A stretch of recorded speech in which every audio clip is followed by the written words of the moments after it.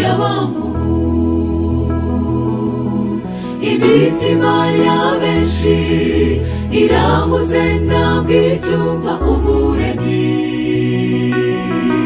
Arakajorojoro kagose imitima gateye benshi ubu kugwitinya. Dukwiriye kuba maso tudacogora,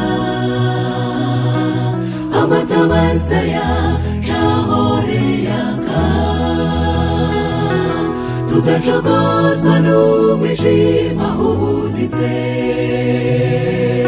Maze umukwe nazasange tumwiteguye,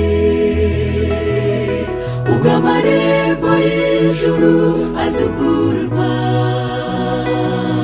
Kurabagirana k'Umucunguzi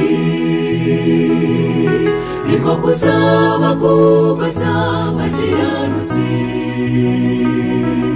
Ibya kera bishize kw'idini iwacu.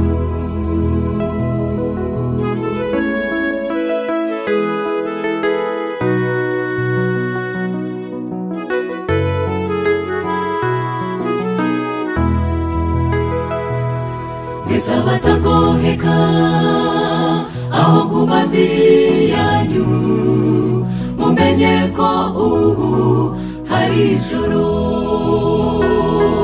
riterwa n'abandi Imana bakora buri munsi, bakoreshwa n'umwanzi ngo muzimire.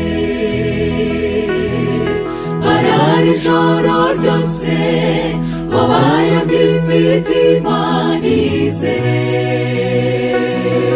Mwese abatagoheka aho ku mavi yanyu, mumenye ko ubu hari ijoro.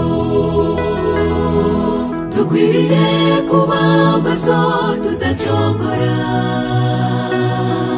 amatabaza yahore yaka, tudacogozwa n'umwijima ubuditse.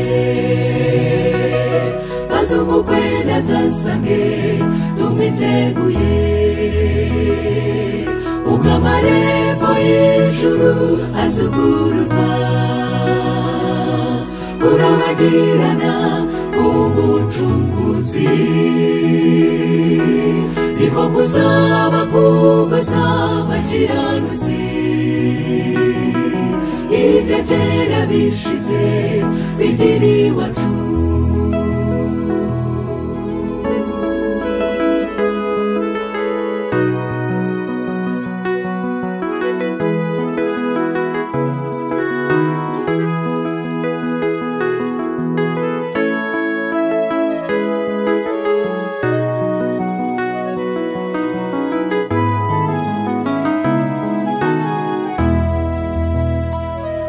Twese nidushikame ku Mwami Yesu, nta na rimwe azadutererana. Imiraba n'ingita ntabwo izigera idutebana habe na rimwe. Tuzahabwa imbaraga tuneshe nk'uko Yesu yanesheje. Imiraba n'ingita ntabwo izigera idutembana habe na rimwe. Dukwiriye kuba maso tudacogora, amatabaza yahore yaka, tudacogozwa n'umwijima ubuditse. Maze umukwe nazasange tumwiteguye, ubwo amarembo y'ijuru azugururwa. Kurabagirana k'Umucunguzi niko kuzaba kugasa abakiranutsi. Ibya kera bishize kw'idini iwacu. dukwiriye kuba maso tudacogora amatabaza yahore yaka